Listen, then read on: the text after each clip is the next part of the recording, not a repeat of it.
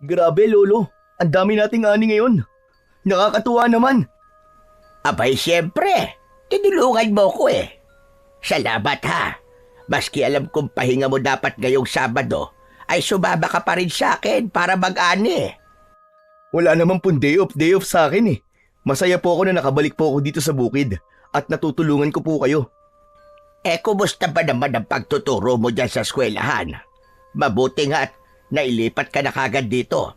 Di tulad nung nagsisimula ka pa lamang na napakalayo ng pinagtuturuan mo. Kaya nga po, Lolo eh. Swerte ho talaga ako. Kasi sa dami po ng mga nagpa-ranking at nag-apply, ako yung napili. At least ngayon, sa bahay na ako uuwi. Masasamahan ko na po kayo. Tapos, kapag wala pong klase, ay matutulungan ko pa po kayo dito sa mga pananim nyo. Ang swerte ko din talaga. At ikaw ang naging apo ko.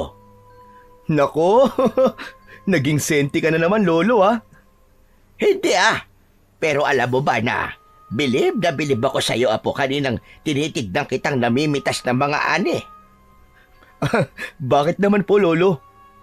Malaki na pala talaga ang pinagbago mo, apo. Ang sipag mo na. Hindi tulad doon na laging nagtatago at naghahanap ng lilim tuwing didilat ang araw.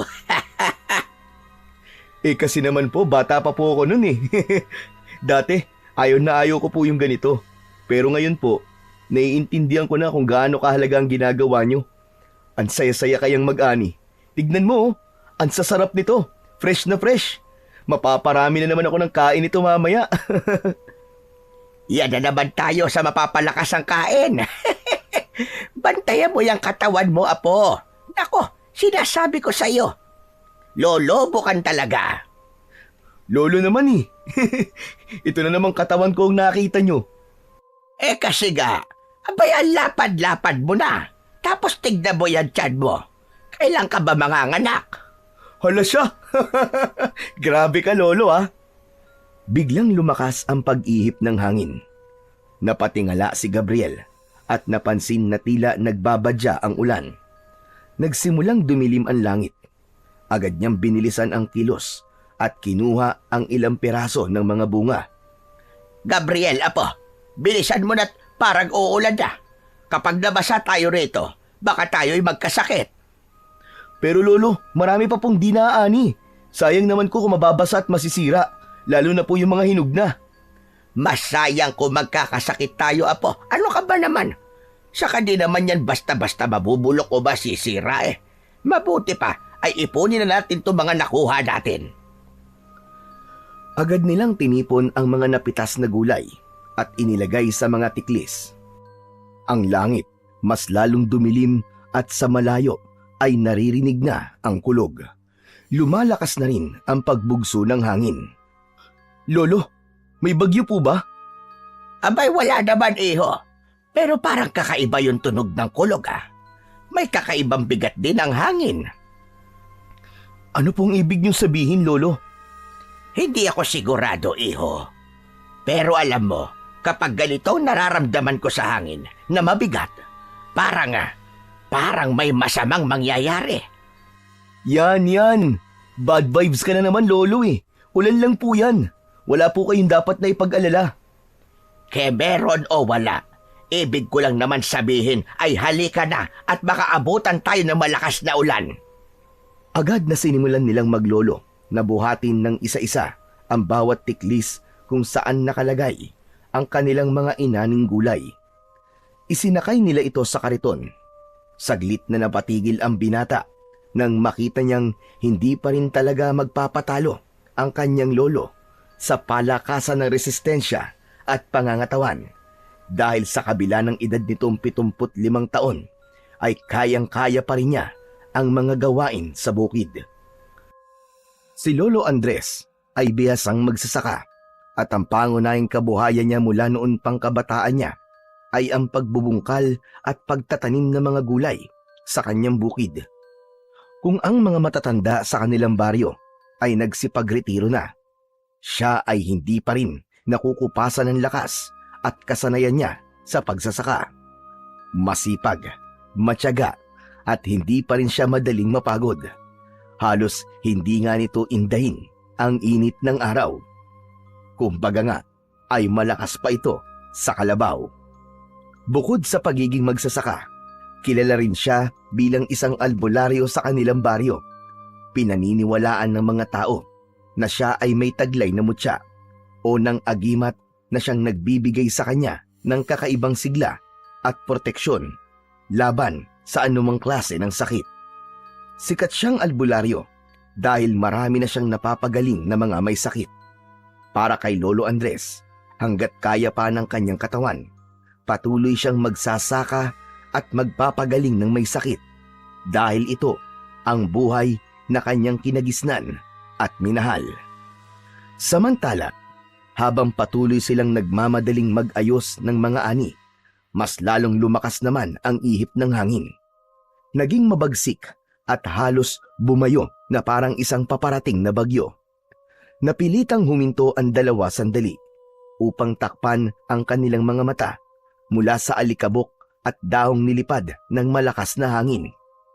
Nang medyo kumalma, ay agad nilang itinali ang mga tiklis sa kariton. Nako, kailangan na po natin bilisan, Lolo. Mukhang babagsak na po talaga ang ulan. Heto na, sige na. Bilisan na natin at baka mamaya maabutan pa tayo ng pagbaha sa palayan. Biglang gumuhit ang malakas na kidlat sa kalangitan, kasabay ang malakas na dagundong ng kulog. Agad na napahinto ang dalawa, kapwa na tulala sa kanilang nakita. Ang liwanag ng kidlat ay mabilis pero nakapagbigay ng kakaibang liwanag sa madilim na kapaligiran. Ngunit ang mas nakaagaw ng pansin ay ang punong bigla na lamang nagliyab. Lolo, nakita niyo po ba yun? Tinamaan po ng kidlat yung puno. Oo nga, ano? Pero teka, mukhang may kakaiba sa punong yun, ha? Tingnan mo, nagliliyab siya pero hindi naman nasusunog. Oo nga, no. Posible po ba yun? Nangyayari po ba talaga yun, Lolo? Abay, anong akala mo? Palabas lang yan nakikita mo. Ang asul na apoy, tanda na may makapangyarihang mutya sa lugar na yan. Ano po? Mutya? Ano pong ibig niyong sabihin, Lolo? May agimat po sa loob ng puno, ganun po ba? Oo, iho. Sa tagal ko nang nag-aalbularyo, bihira ako makakita ng ganito. Ang asul na apoy ay palatandaan ng isang mutyang nilikha ng kalikasan. Isang bagay na hindi basta-basta nakikita ng tao. Hala, ano kayang mutya ang nariyan, Lolo? Tignan natin, iho. Sandali lang, sandali lang. Hindi po tayo pwedeng lumapit dyan, Lolo. Baka biglang kumidlat po ulit at tayo naman po ang tamaan. Delikado po yun, Lolo. Ano ka ba? Titignan lang naman natin eh. Saka bakit ka ba natatakot? Hindi naman basta-basta inuulit ng kidlat ang pagtama sa iisang lugar. Ay, hindi po kayo nakakasigurado, Lolo. Tignan niyo po ang punong yun. Yung po ang pinakamataas dito kaya malaki po ang posibilidad na matamaan po ulit yan. Maniwala ka sa akin, Gabriel. Hindi na yan uulit. Ang kulit mo naman eh. Tara na, tignan natin at baka nga totoo ang kutob kong pinagkalooban tayo ng mutya. Lolo naman eh, ang dami-dami mo na nga mutya eh. Tapos, di mo naman nagagamit lahat ng yun. Sinong may sabi sa iyong hindi ko nagagamit? Saka hindi pa naman natin sigurado kung para sa akin nga yun. Baka sa'yo yun, iho. Lolo, mabuti pa po siguro umuwi na tayo. Baka mamaya po hindi lang kidlat at kulog ang itodo niyan. Mamaya ulan na. Maswerte nga po tayo eh at di pa bumubuhos ang ulan. Papatak-patak pa lang. Hindi ka ba naniniwalang may mutya sa puno? Lolo naman eh. Sinasabi ko na nga ba eh. Alam mo, may mga mutya talaga na isinisilang mula sa iba't ibang elemento. Meron sa tubig, lupa, hangin at apoy. Ang yang nandyan sa puno na yan, sigurado ko na yan ang mutya ng buntot ng kidlat. Ano ho? Buntot ng kidlat? Huwag nating sayangin kasi yan ang isa sa pinakamakapangyarihang uri ng mutya na kayang pumatay ng kahit na anong klase ng nilalang mula sa dilim. Mga aswang, maligno o maging sa mga engkanto na may masamang hangarin. Ay, Lolo Andres, paano ba to? Sige na nga po, tara, tignan na natin. Sa mismong gitna ng biyak ng puno, unti-unti nilang nakita ang isang kakaibang bagay. Ito ay bilog, bagyang mas maliit kaysa sa isang itlog ng pugo. Ang ibabaw nito ay makinis at makintab, animoy yari sa purong kristal. Pero sa paligid nito ay makikita ang mga mumunting sanga na nakapalibot, kawangis ng kidlat. May naririnig din silang mahinang tunog ng kuryente na nagmumula sa loob. Si Gabriel at Lolo Andres ay nakatayo sa harap nito, kapwa hindi makapaniwala sa kanilang nasaksihan. Pambihira! Ang gandang mutya nito! Kakaiba talaga siya! Grabe, Lolo Andres. Totoo pala talagang may mga ganitong bagay sa mundo. Hindi ko napag-aralan sa science to ah. Ikaw lang eh. Di ka naniniwala sa mga pinaniniwalaan ko. Paano nakapagdawala ako? Sino ang magmamana ng pagiging albularyo ko? Aba, Gabriel, dapat ay ikaw yon. Mangyari, Lolo. Hindi ko po kasi talaga hilig yan eh. Saka, aaminin ko na po. Hindi po ako naniniwala sa mga sinasabi nyo mga nilalang sa dilim. Ganon din po sa mga agimat. Pero dun sa panggagamot nyo gamit yung mga halaman, dun po, naniniwala po ako. Apo, Gabriel, matanda na ako. Kailangan may magmana. Ikaw lang naman ang apo ko. Ikaw lang ang pwede kong turuan kung sakali. Pero Lolo Andres, teacher na po ako eh. At ito po ang daan gusto kong tahakin. Hindi po ang pagiging isang albularyo. Pasensya na po kayo, Lolo Andres. Kung di kita mapipilit, wala namang problema sa akin yon, apo. O sige, kung di ka naniniwala sa mutya, ako na lamang ang kukuha nito. Sayang naman kung iiwan natin to dito. Teka, Lolo Andres. Hindi po ba delikado kung basta-basta niyo na lang pong dadamputin yan? Gabriel, alam kong natatakot ka. Pero kung totoo nga mutya na kidlat ito, hindi natin pwedeng hayaan lang. Ang agimat na ganito ay hindi basta-basta bumabagsak sa isang lugar kung walang dahilan. Baka may paparating na panganib. At ito lang ang tanging panlaban natin. Pero Lolo Andres, baka po mapahama kasi kayo eh. Mas delikado kung hindi natin malalaman ang dahilan ng pangyayaring ito. Kung may paparating nga na panganib, mabuting maging handa tayo kesa magsisi sa bandang huli. Dahan-dahang inilapit ni Lolo Andres ang kamay niya sa mutya. Pero bago pa man niya ito mahawakan, biglang gumapang ang maliit na kidlat mula sa mutya papunta sa kanyang kamay. Agad siyang umatras, hinahaplos ang nanginginig pang kamay. Halatang nasaktan siya, pero pilit niyang hindi pinapahalata. Lolo, ano pong nangyari? Nakuryente ako. Abay, ang lakas. Lumabas ata ang kaluluwa ko sa bisit na kuryente nito. Talaga po, Lolo? Pero, ayos lang po ba kayo? Gasking batang ire at nagtanong pa. Mukha ba akong ayos? Tignan mo nga't nanginginig pa rin ang kamay ko. Nagtaasan pa yata ang iilang piraso na lamang na buhok ko. Kasi naman kayo eh.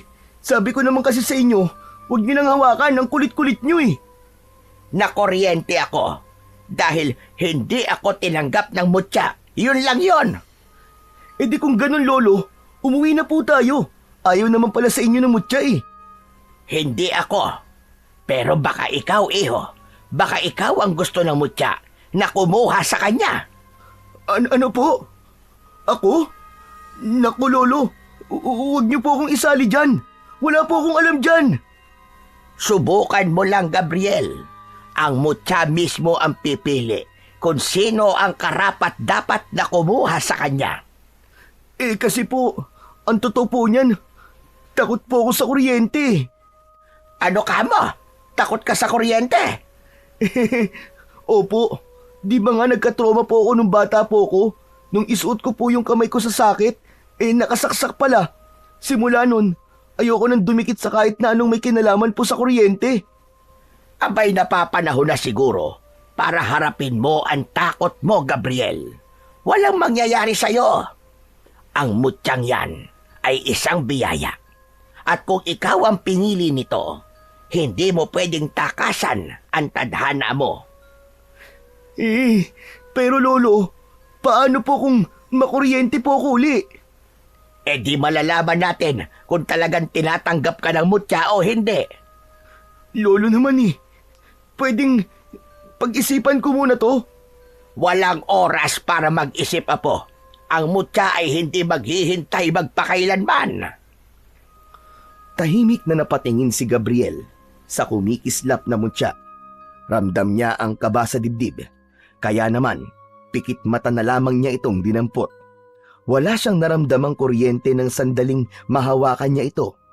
Dahan-dahan niyang idinilat ang kanyang mga mata at halos mapatalon siya nang makita niyang sobrang lapit na ng mukha ng kanyang lolo Andres. Nakangisi ang matanda, halos abot sa tenga ang tuwa. Hey! Lolo naman Huwag niyo naman po akong gulatin ng ganun! Hay! O ano? May kuryente o wala? Wala po. Tama ako, di ba?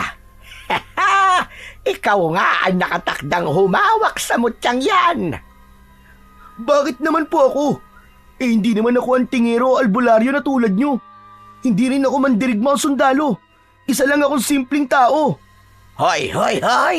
Tandaan mo, hindi lang yung marunong lumaban ang maaaring maging mandirigma.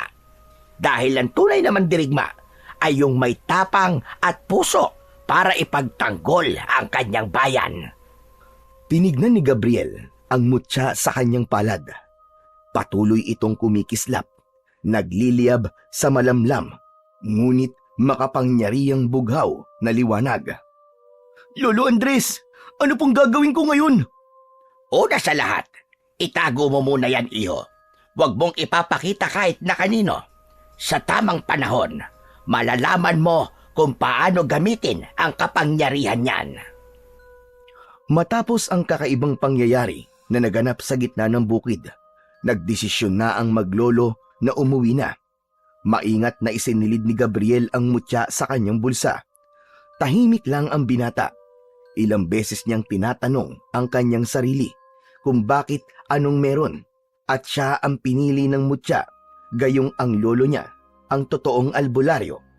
At sa palagay ng lolo niya na siya ang karapat-dapat na magbayari ng mutya. Si Gabriel ay isang guro sa elementarya sa kanilang baryo.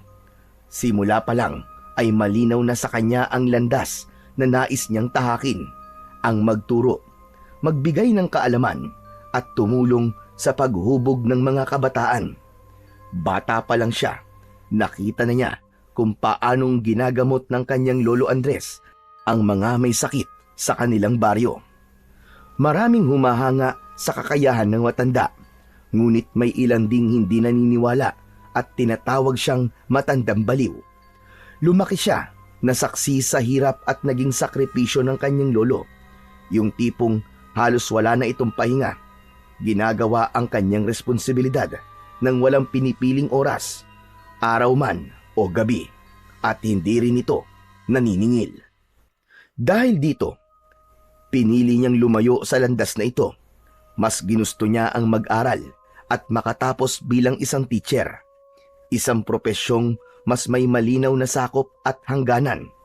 Ang pagtuturo ay may mga estratehiyang sinusunod, may mga libro, at may kasagutan ang lahat ng bagay. Samantalang sa mga albularyo, puro misteryo, kababalaghan, paniniwala at responsibilidad na walang katapusan na hindi talaga niya kayang akuin. Pero ngayong hawak niya ang mutya, tila unti-unting gumuguho ang itinakda niyang direksyon sa kanyang buhay. Sa tabi niya, si Lolo Andres ay tahimik lamang na nakangiti at panay ang tingin sa kanyang apo. Samantala, habang pauwi ang maglolo, madadaanan nila ang isang makitid at madamong daanan. Dahil papagabi na, tahimik na ang paligid sa lugar na yon. Wala ning isang huni ng kuliglig o ng mga ibon. Paglingon ni Gabriel, nakita niya ang kinatatakutang lumang kubo sa kanilang baryo. Giba-giba na ang bubong nito. Parang tinangay na ng bagyo ang kalahati.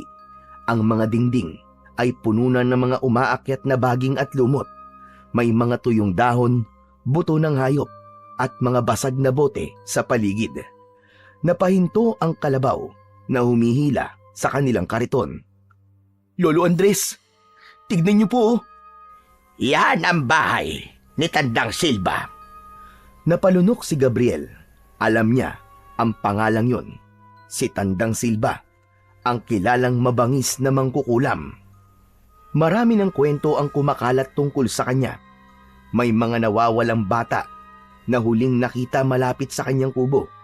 May mga magsasakaring nagsasabing madalas silang makarinig ng mga nakakakilabot na ritual at minsan pa nga ay nakakakita pa sila ng tila isang anino na nakalutang sa lupa, parang bantay sa nasabing bahay. Isang matandang lalaki raw ang madalas makita roon. Payat, kuba at may mahahabang daliri na tila laging may hinahagilap sa dilim. Kapag dumaan ka sa kanyang kubo pagsapit ng dapit hapon, mararamdaman mong may matang nakatitig sa'yo mula sa bitak-bitak na dingding nito. May mga nagsasabi rin na ang sino man daw na magtagal sa paligid ng bahay ay makakarinig ng bulong, mga salitang hindi nila maintindihan pero sapat na upang tumayo ang kanilang balahibo. May ilang sumubok na sumilip sa loob ng kubo pero wala ni isa sa kanila ang nakapagbigay ng malinaw na paglalarawan kung ano ang nakita nila sa loob nun. Isa sa kanila ang natagpo ang nanginginig sa takot kinabukasan. Hindi nagsalita kahit kailan. Ang ilan na may basta na lamang naglaho. Siniko na siya ni Lolo Andres. Bilisan na natin! Huwag kang lilingon!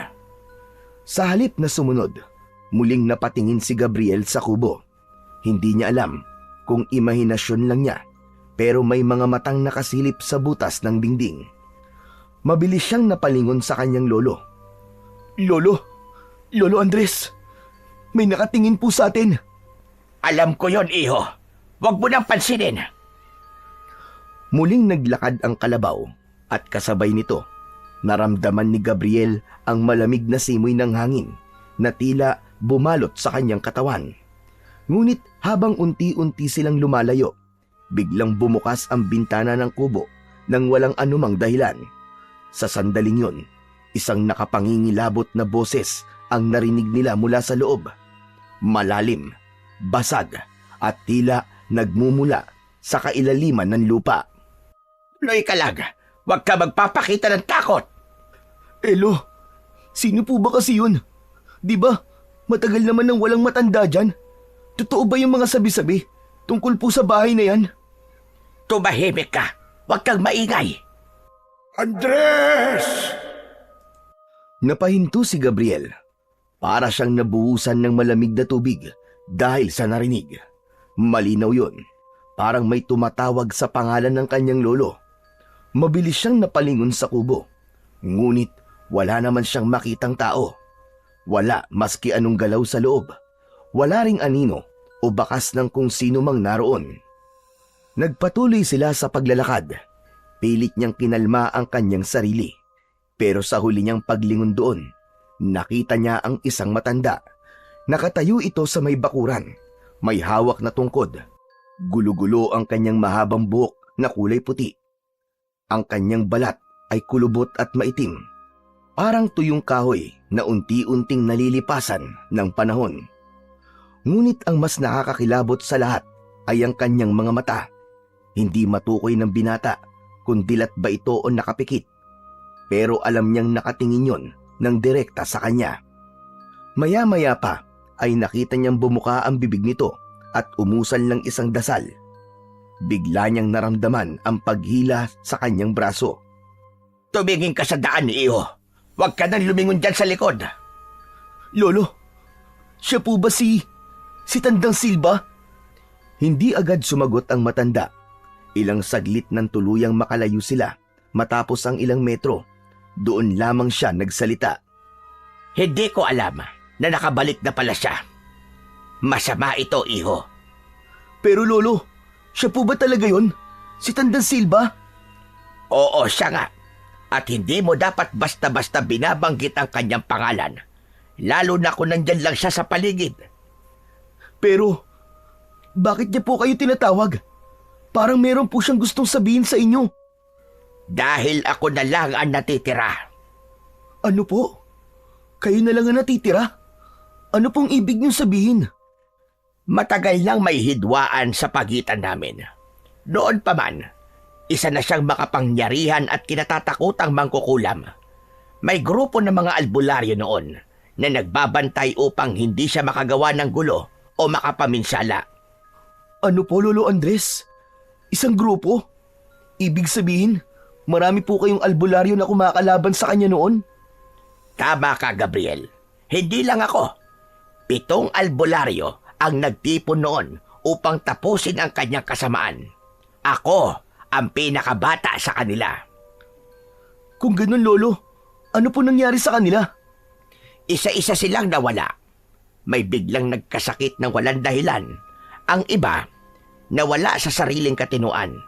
Tulala at hindi na muling nakabalik sa kanilang dating sarili. Pero ang pinakamatindi, may isa sa amin na bigla na lamang naglaho. Parang bula.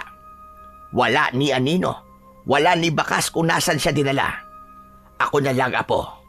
Ako na lang ang natira sa 7 albularyo. Iniisip niyo po bang siya ang may kagagawan sa pagkawala ng mga kasama niyo, Lolo Andres? Sino pa nga bang may kapangyarihang gawin yon sa kanila? Eh di siya lamang, si Tandang Silva. Pero, paano niyo po napatunayan na siya nga po ang may sala?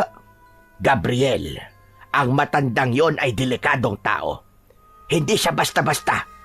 Maniwala ka sa akin. Hindi mo gugustuhin mapansin ka niya. Kung totoo po ang sinasabi niyo, bakit po siya bumalik? Magiganti ba siya sa inyo? Yan ang hindi ko pa alam. Pwedeng oo. Pwede rin namang hindi. Pero isang bagay ang sigurado ko. Sa muli niyang pagbabalik ay may mangyayaring hindi maganda. Manganganib ulit ang mga tao. Kaya, Apo, humanda ka. Ho? Bakit naman po ako maghahanda? Ano naman pong kinalaman ko rito? Baka yan ang dahilan kung bakit ka binigyan ng mutya. Huminga ng malalim si Lolo Andres, saka tumitig kay Gabriel. Ang tanong, Apo, kaya mo bang tanggapin ang kapalaran mo? Pero Lolo, sinabi ko na po sa inyo ang sagot eh. Hindi po ako isang bayani at ayoko po maging isa. Okay na po ako sa pagiging isang ordinaryong teacher ko. Hindi ako makikipaglaban sa isang mangkukulam. Ikaw ang bahala. Pero sana, kung magbago ang isip mo, sana humaba pa ang buhay ko, Apo, para matulungan pa kita sa pagpapalakas mo at maisaling ko sa'yo lahat ng aking kaalaman. Lo, pambihira naman kayo eh. Huwag kayong ganyan magsalita. Para naman kayo namamaalam na niyan eh. Malakas pa po kayo oh. Di ba sabi nga ng ibang tao malakas pa kayo sa kalabaw. Aabot pa kayo ng 100 taon o mahigit pa. Maniwala po kayo sa akin, Lo. Hindi natin masasabi yan, Iho. Lalo't nagbalik na siya. Alam ko ang sadya niya.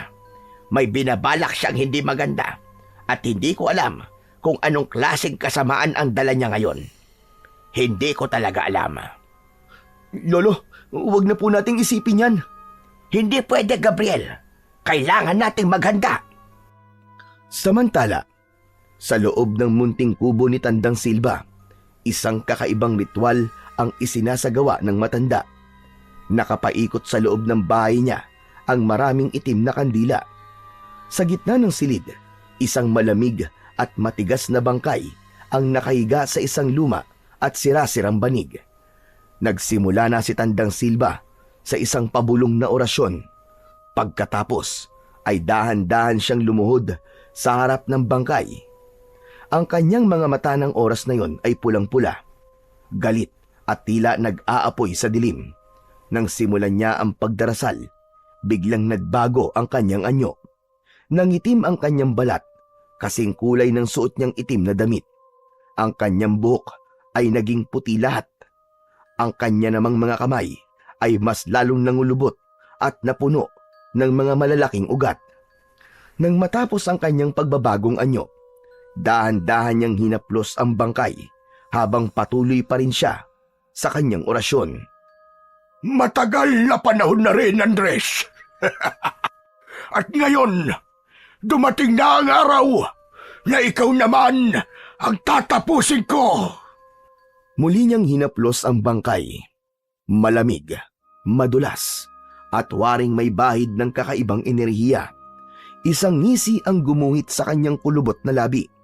Isang ngiting puno ng kasiyahan at pagkasabik. Dahan-dahan siyang yumuko. Inilapit ang kanyang muka sa walang buhay na katawan. Nakiramdam siya. Tahimik na nakinig. Naghihintay. Ilang saglit pa. Tila may marahang paggalaw sa dibdib ng bangkay. Bahagyang umangat ang dibdib nito. Napakagat-labi si Tandang Silba.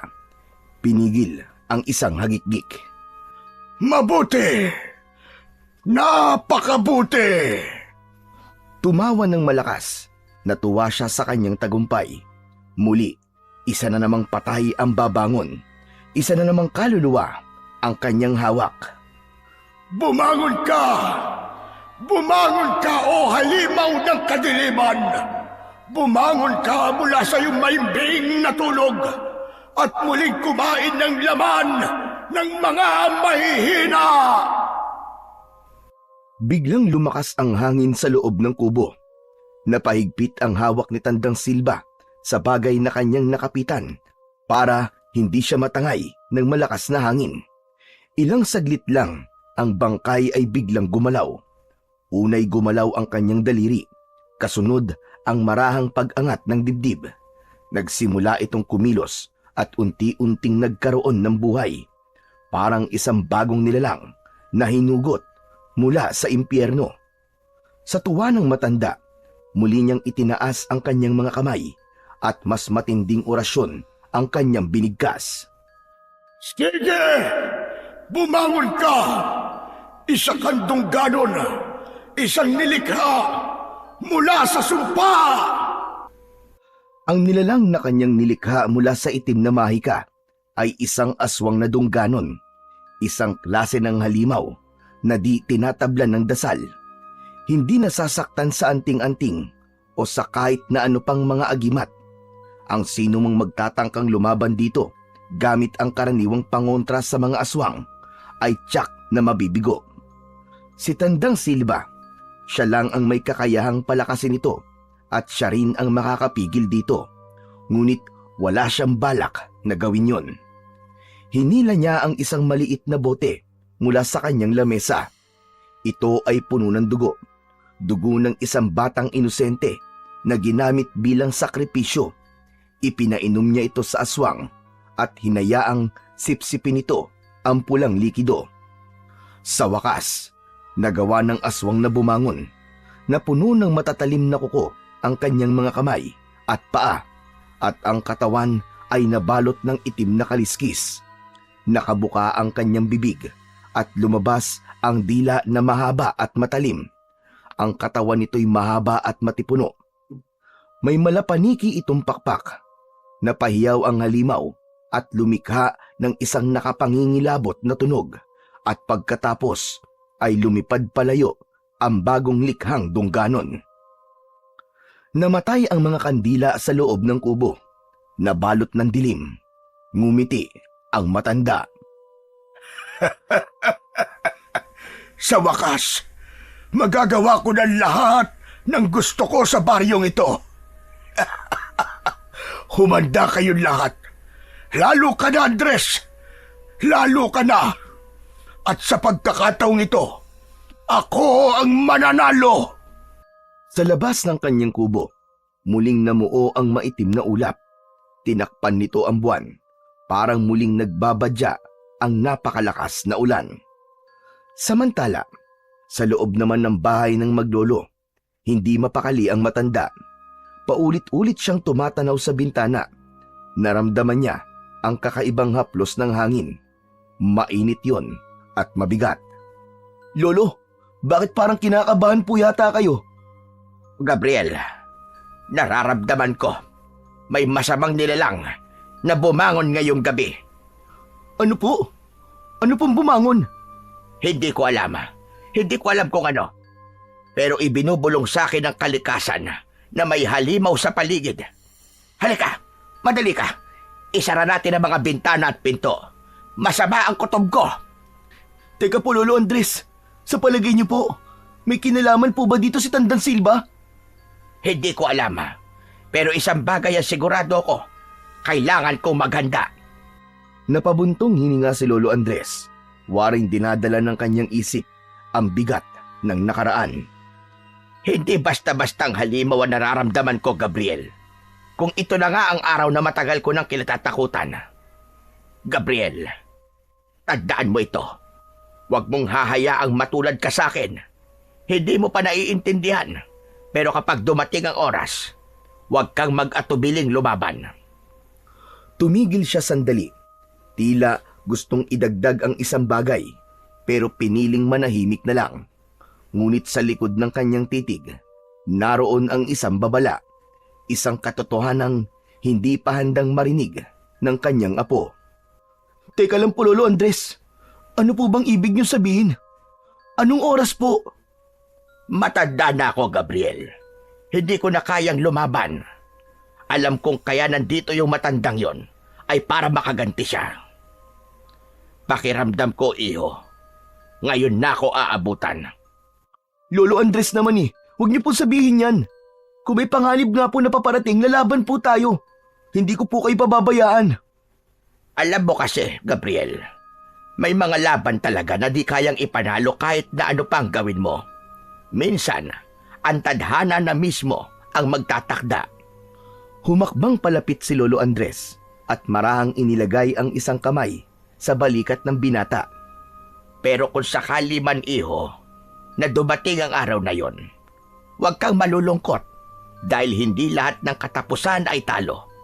May mga sakripisyong kailangan na gawin para may ibang mabuhay, para may magpatuloy. Lolo Andres, hindi ko gusto yung mga sinasabi nyo.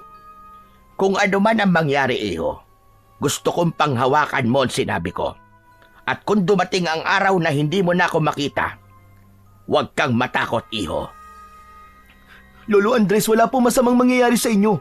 Kung kinakailangan po na ipasuot ko sa inyo lahat ng agimat nyo, gagawin ko. Para lang po, hindi kayo lapitan ng mangkukulam na yon. Huwag ko kayo mag-isip ng negatibo, Lolo. Di ko kaya, Lo. Di ko po kaya mawala kayo. Huwag mong sabihin na hindi mo kaya. Dahil may isang hiling ako sa iyo.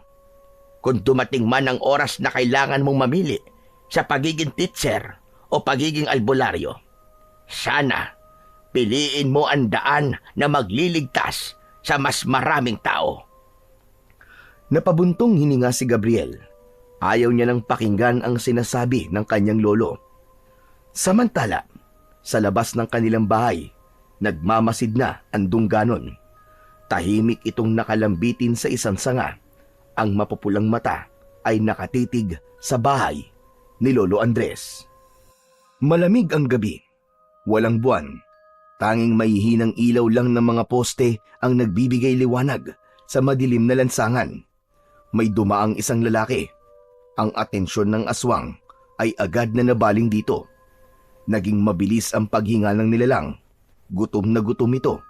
Parang matagal nang di nakakatikim ng masarap na hapunan. Tinitigan niya ang kanyang magiging biktima. Nagpatuloy sa paglalakad ang lalaki at walang kamalay-malay sa panganib na nakasunod sa kanya. Ang paligid ay tila sumabay sa katahimikan ng gabi. Walang kuliglig, walang kaluskos ng dahon, walang kahit na anong ingay. Isang nakakapanindig balahibong katahimikan. Dahan-dahang lumipad ang dungganon mula sa sanga. Napakabilis nitong gumalaw, pero halos hindi naririnig ang pagaspas ng malalapad nitong mga pakpak. Para lang itong inilulutang ng hangin. May malamig na bagay ang biglang dumampi sa batok ng lalaki. Napahinto siya, napatingin sa paligid. Wala siyang nakita, pero bigla siyang kinabahan. Bumilis ang tibok ng kanyang puso. Binilisan niya ang kanyang mga hakbang, pero bago siya tuluyang makalayo, isang malakas na ungol ang kanyang narinig na galing sa itaas.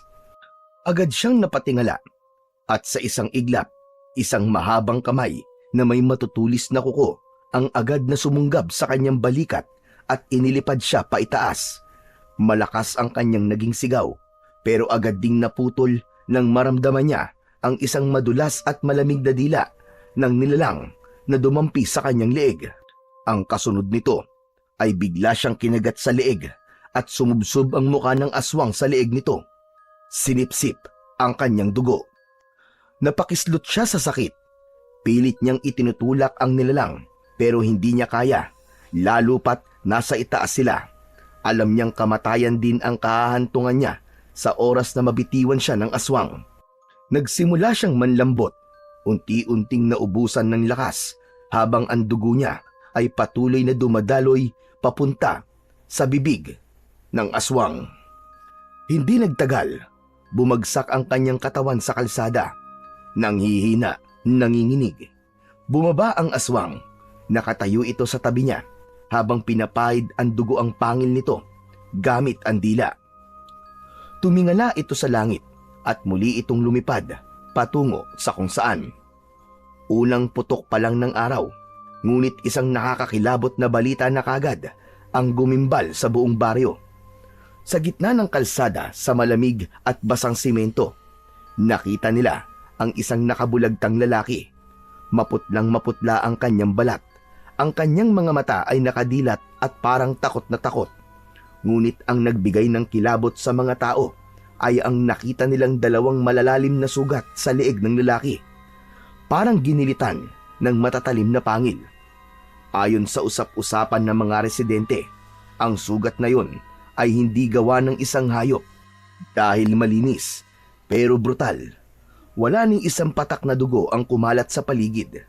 Ang mga babae at matatanda ay walang magawa kundi antakpan ang kanilang mga bibig nang makita ang bangkay. Iisa ang kanilang sinasabi. Isang aswang ang may gawa sa karumal-dumal na pagpatay sa lalaki. Sa gitna ng kaguluhan, si Gabriel ay papunta noon sa paaralan nang napansin niya ang nagkukumpulang mga tao. Habang papalapit siya, isang pamilyar na figura ang kanyang nakilala. Si Boy, isang 10 taong gulang na estudyante niya. Nakatayo ito sa harap ng kumpulan, hindi kumikilos, hindi nagsasalita. Nakatingin lang ito sa isang direksyon, tulalang tulala, nakanganga at hindi maipinta ang muka. Agad siyang lumapit para alamin ang pinagkakaguluhan ng mga tao. Ganun na lamang ang kabang naramdaman niya nang makita ang bangkay na nakahandusay sa kalsada. Napahinto siya at napalunok. Naramdaman niya ang panlalamig ng kanyang kamay pero pinilit niyang kumalma. Luminga-linga siya sa paligid. Kita niya ang takot sa mukha ng mga tao. May iba pang nasuka at hindi nakayanan ang tagpong yun. May iba nang lumalayo at ayaw na nilang tignan ang bangkay. Muling napatingin si Gabriel sa kanyang estudyante. Tahimik pa rin ang bata. Nakatutok lang ang mga mata sa patay. Lumapit siya at maraang hinawakan nito sa balikat. Naramdaman pa niya ang pagkagulat nito at bahagyang panginginig. Marahan niyang hinatak ang bata palayo. "Boy, anong ginagawa mo dito?" Si Kuya Mando po. Nakita ko po siya kagabi naglalakad. Dumaan po sa tapat namin. Pero... "Ano nakita mo, anak? May nakita ka ba? Nakita mo ba ang pumatay sa kanya?"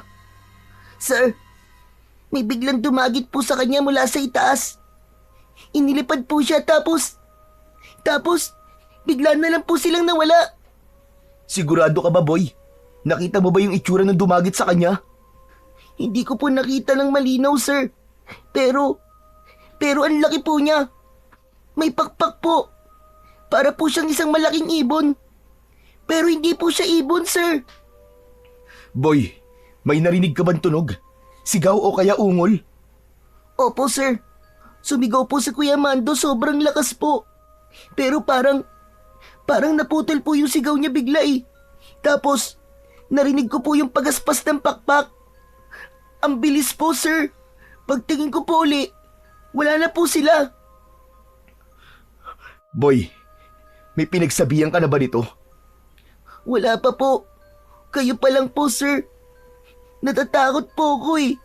Baka malaman po nila na nakita ko po yung pumatay sa kanya. Baka balikan po ako ng halimaw. Ano ka mo, boy? Halimaw?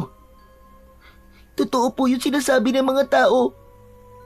Aswang po yung pumatay sa kanya. Huwag kang matakot, boy. Baka naman inaanto ka lang kagabi kaya kung ano-ano nakikita mo. Walang aswang, boy. Hindi sila totoo. Maniwala po kayo sa akin, sir. Totoo po yung nakita ko. Totoong may aswang. Totoong may aswang, sir. Kitang-kita ko po. Boy, makinig kang mabuti. Huwag mo itong ipagsasabi sa kahit na kanino, ha? Sa ngayon, bumalik ka na lang muna sa bahay nyo. At huwag na munang lumabas lalo na sa gabi. Naiintindihan mo ba? Opo, sir. Sige na, umuwi ka na. Umuwi na ang bata at ang tanging nagawa ng binata ay sundan ito ng tingin hanggang sa tuluyan ng maglaho sa kanyang paningin. Napabuntong hininga siya. May kung anong bigat sa kanyang dibdib na hindi niya maipaliwanag. Maya-maya pa, sa gitna ng katahimikan, isang pamilyar na tinig ang narinig niya mula sa kanyang likuran. Malamig, bahagyang paos, ngunit hindi maikakailang kilala niya ito. Napako siya sa kinatatayuan. Dahan-dahan siyang lumingon at sa kanyang pagharap, nakita niya ang kanyang lolo Andres. Gabriel! Abay, ano nangyari dito? Dahan-dahan itong lumapit. Kita sa mukha nito ang labis na pag-aalala, maski di pa naman niya nakikita kung ano talaga ang nangyari at kung ano ang pinagkakaguluhan ng kanyang mga kababaryo. Lolo Andres, meron hong patay. Natagpo ang walang dugo, tapos may malalalim po na sugat sa kanyang leeg. Aba, tignan ko nga. Luwag na po. Baka kung ano pa po masabi nyo. Ano ka ba? Tahimik lang ako. Titignan ko lang naman. Sigurado po kayo, Lo, ha? Walang kung ano-anong sasabihin, ha? Ayoko po mas lalong matakot ang mga tao. Nakikiusap po ako sa inyo, Lo. Iwasan po nating lumala ang gulo rito. Oo na. Aba, tinatalakan mo pa ako eh. Sinuri ng matanda ang bangkay sa kalsada, habang ang ibang tao naman ay patuloy sa pag-uusap at bulong-bulungan. Hindi na ako nagtataka. Alam ko nang mangyayari ito. Ano ba, Lo? Sinabi ko na po sa inyo eh. Dahan-dahan lang po ang pagsasalita.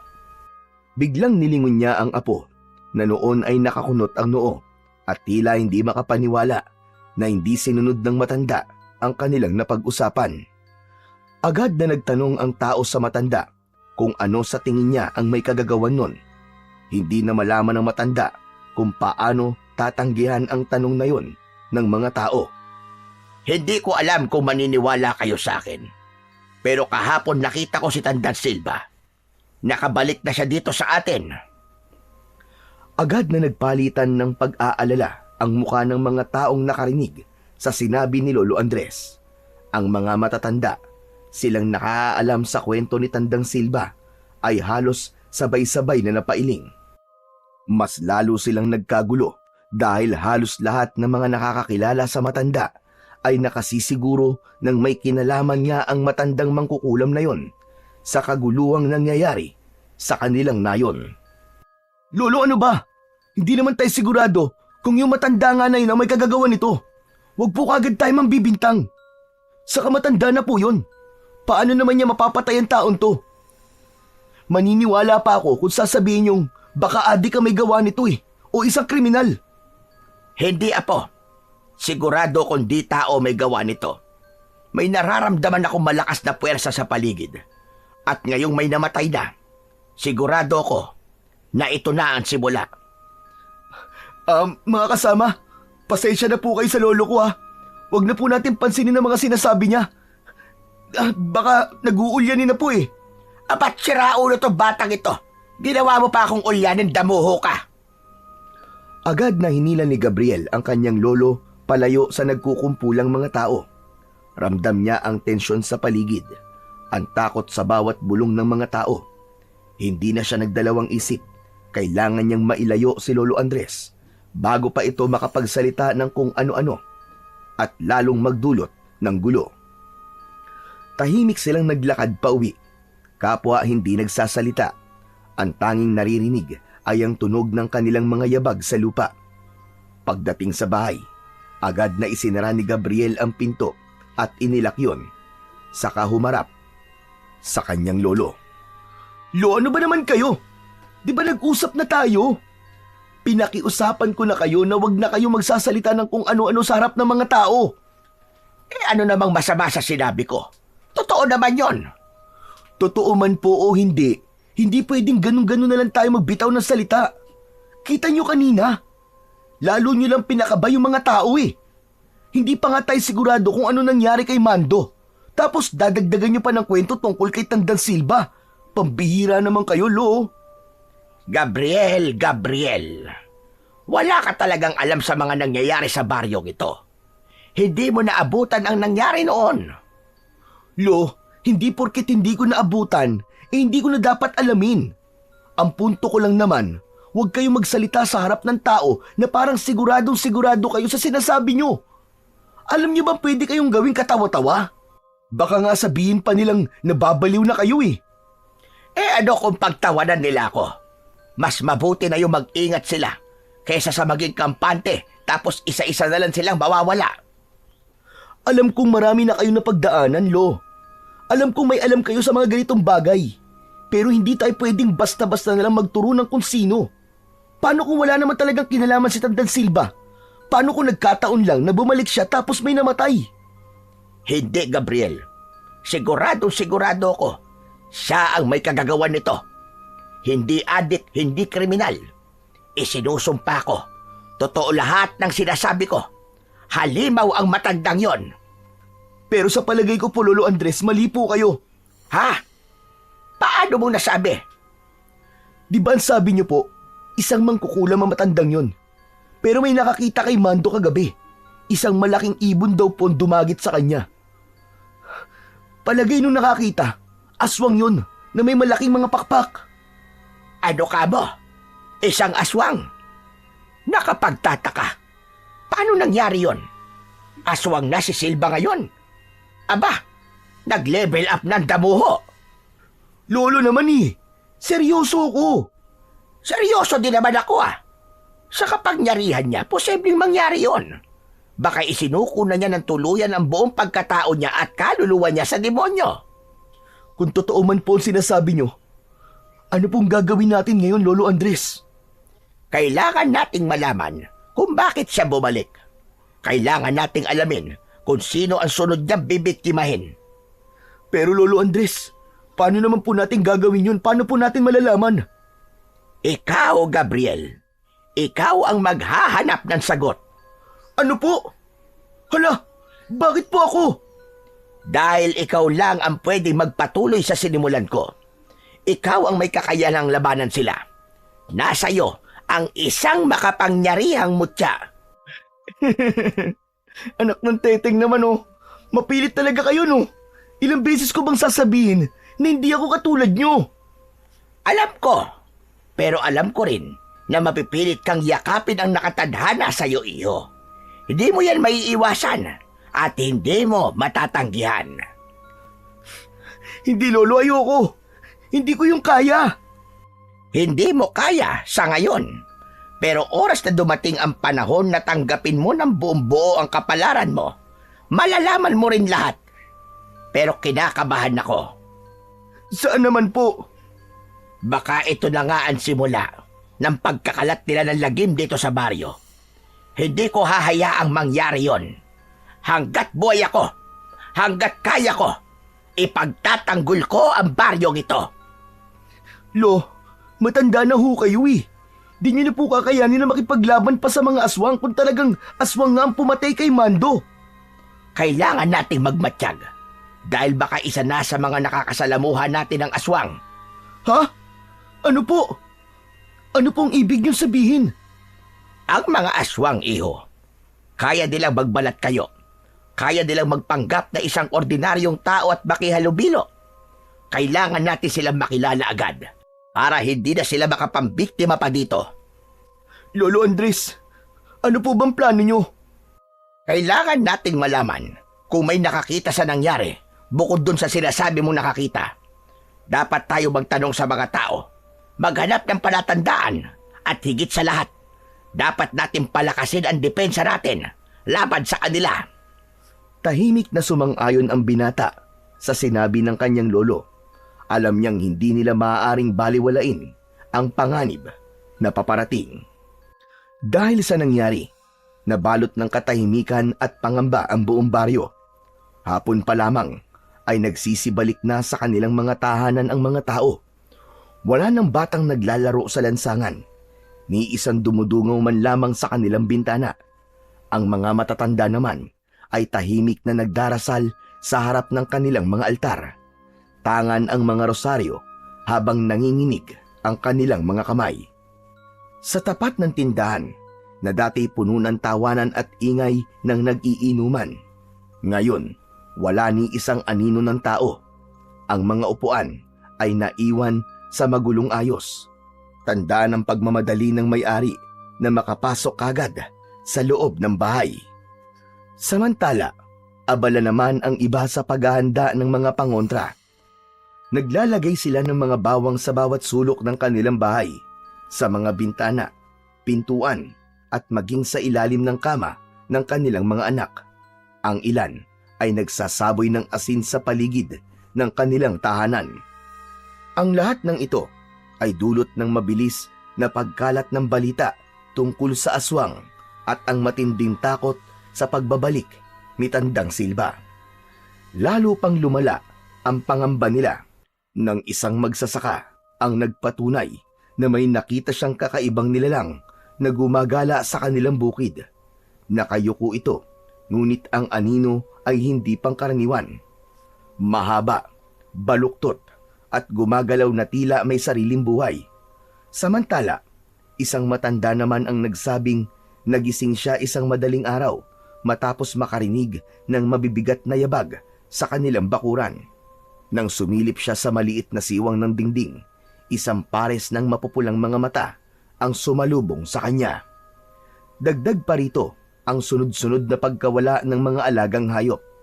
Sa tuwing natatagpuan ng mga ito, wala na silang buhay, said ang dugo, wakwak ang tiyan.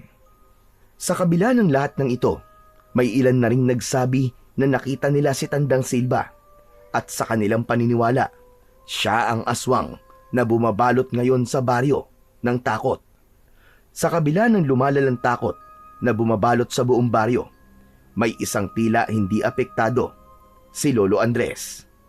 Galing siya sa bukid ng gabing yon, may pasan-pasan na mga nakataling mga tuyong sanga at ilang bugkos ng mga halamang gamot. Malamig ang simoy ng hangin at walang ibang naririnig kundi ang kanyang mga kaluskos. Habang naglalakad siya pauwi, bigla siyang natigilan nang maramdaman na parang may sumusunod sa kanya. Sa gilid ng kanyang mga mata, nakita niyang may anino sa likuran niya, ngunit kapag sinusubukan niyang lumingon, wala naman siyang nakikita. Ngunit sa pagkakataong yun, alam na niyang hindi siya nag-iisa, pero hindi man lang siya natakot o natinag. Sa halip, bahagya siyang ngumisi at iniling-iling ang ulo. Kung ako ang tinatarget mo, nagkamali ka ng planong biktimahin. Hayop ka! Subukan mo para matapos na yung kasamaan mo. Akala mo natatakot ako sa'yo? Nagpatuloy siya sa paglalakad hanggang sa muli siyang tumigil nang maamoy ang masangsang na hangin. Napatakip siya ng ilong dahil napakabaho ng kanyang nalalanghap. Amoy bulok na laman. Hindi siya nagpakita ng takot. Bagkus ay tumikhim siya at dahang-dahang ibinaba ang pasan niyang mga kahoy sa lupa. Lumabas ka na! Kung gusto mo lumapit, lumapit ka na! Huwag mo na akong tinatakot-takot, leche ka! Sa dulo ng kalsada, isang aso ang biglang umalulong ng malakas. Para bang may nakikita itong hindi nakikita ng karaniwang tao. Agad na sumagot ang isa pang aso sa malayo. Unti-unting dumami ang mga umaalulong at tila nagbababala sa buong baryo na may masamang mangyayari. Napabuntong hininga si Lolo Andres. Hindi ka ba natatakot? May narinig si Lolo Andres na nagsalita mula sa kanyang likuran. Napangiti ang matanda Hindi siya lumingon, pero mahinahon siyang sumagot. Hindi ako takot sa isang katulad mo. Matagal na kitang kilala at matagal na rin akong handa sa laban na to. Agad na binunot ng matanda ang itak na nasa kanyang bewang at hinarap ang taong nagsalita. Yun ay walang iba, kundi si Tandang Silva. Matagal ko nang hinihintay ang pagkakataong ito, Andres. Kung may kailangan ka sa akin, abay sabihin mo na. Dahil wala akong oras sa mga ganitong klase ng drama. Huwag kang magmadali. Ang tagal nating hindi nagkita. Bakit hindi mo na tayo magkamustahan? Akala ko ay hindi ka nababalik. At bakit naman hindi? Hindi pa tapos ang misyon ko. Ikaw na lang, Andres. Ikaw na lang. Ikaw na lang ang natitirang antingero. At panahon na para kunin ko ang nararapat na sa akin. Anong pinagsasasabi mo, matanda ka? Ang baryong ito, matagal na dapat nasa ilalim ng kapangyarihan ko. Hindi pa ba sapat ang lahat ng buhay na kinuha mo? At marami pa ang susunod, Andres. Hindi mo na ako mapipigilan. Hindi na tulad ng dati. Matanda ka na. Mahina. Wala ka ng kalaban-laban sa akin. Tahimik sa loob ng ilang segundo. Tapos biglang tumawa ng malakas si Lolo Andres. Malalim, puno ng pangungutya. Sandali lang. Anong nakakatawa? Ay, ang kapal na mukha mong sabihing mahina ako. Ikaw, hanggang ngayon, nandito ka pa rin. Nagpipilit, desperado. Matanda ka na rin, Silva. Pero hindi ka pa rin natututo. Nagpatuloy sa pagtawa si Mang Andres habang pinapagmasdan si Tandang Silva. Kitang-kita ang inis sa mukha ng kanyang kaaway. Mas lalong naningkit ang mapupula nitong mga mata. Hindi ka pa rin nagbabago, Andres. Puro ka pa rin patawa kahit nasa bingit ka na ng kamatayan. At sino naman ang may sabi na nasa bingit ako ng kamatayan? Ikaw? Pasensya na, Silva. Pero hindi ako takot sa'yo. Lalo na't halatang halata kong namimiss mo ko. Hindi kita namimiss. Ang gusto ko lang ay matapos na lahat ng ito. Matagal na kitang dapat na pinatay. Aba, bakit hanggang ngayon ay buhay pa ako? Ang tagal mo naman. Tama na ang satsat. Wala ka ng ligtas, Andres. Sisiguraduhin ko ngayong gabi ay mamamatay ka. Sandali lang. Bago mo ako patayin, baka gusto mo ng gamot na pampakalma. Mukha kang stress na stress at tuyot na matanda. Baka naman sumakit yung dibdib mo sa sobrang gigil. Walang silbi mga pinagsasasabi mo. Hanggang ngayon, inutil ka pa rin. Inutil? Aba, parang sarili mo yata ang pinariringgan mo, Silva. Anong ibig mo sabihin? Ilang dekada na ba tayong ganito? Ilang beses mo na akong pinagtangkaan. Pero ano ang resulta? Heto ko, buhay na buhay. Sabihin mo nga, kanino ka ba dapat mainis? Sa akin o sa sarili mo? Na kahit na anong gawin mo, hindi mo pa rin ako mapatay. Dumating na ang oras mo, Andres. Tapos na ang laro natin. Matutulad ka lang sa mga kasamaan mong albularyo nun. Wala ka ng laban. Ganon ba? Bakit parang takot ka pa rin? Hindi ako takot sa'yo. Hindi mo na ako mapipigilan. Wala nang anting-anting ang makakapigil sa akin. Talaga ba? Sigurado ka bang wala na talaga? May kinuha si Lolo Andres sa kanyang bulsa at inilabas doon ang isang maliit na bote ng langis. May nakababad na isang maliit na mutya. Kaagad niyang binuksan yon at ipinahid sa kanyang itak. Umuusok ito habang inilalagay sa talim ng kanyang sandata. Anong ginagawa mo? Sinabi mo kasing wala na makakapigil sa'yo, hindi ba? Di subukan natin kung totoo nga yan. Alam mo bang matagal ko nang hinihintay to? Matagal ko na gustong gumulong sa saig sa kakatawa kapag nakita kitang nahihirapan sa mga kalokohan mo. Ngayon, sigurado ka ng kaya mo ko. Di subukan mo. Hindi nag-aksaya ng oras si Lolo Andres. Sa isang iglap, sumugod siya kay Tandang Silva.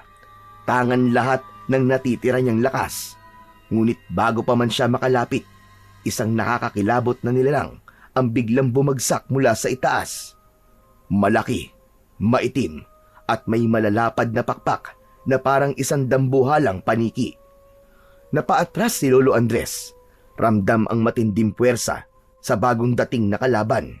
Nawalan siya ng balanse at sa isang iglap, napaupo siya sa lupa. Naramdaman niya ang kirot sa kanyang likod pero hindi niya to ininda. Mas matindi ang pangamba na bumalot sa kanya habang pinagmamasdan ang halimaw na nakatayo sa kanyang harapan.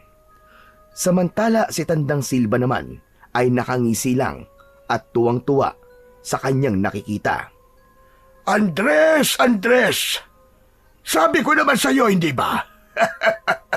Hindi mo na ako kayang labanan ngayon. Hindi na ikaw ang dating antingero na kinatatakutan noon. Hayop ka! Wala ka talagang pinagbago, Silva. Hindi ka kailanman lumalaban ng patas. Mandaraya ka pa rin hanggang ngayon. At bakit naman ako lalaban ng patas?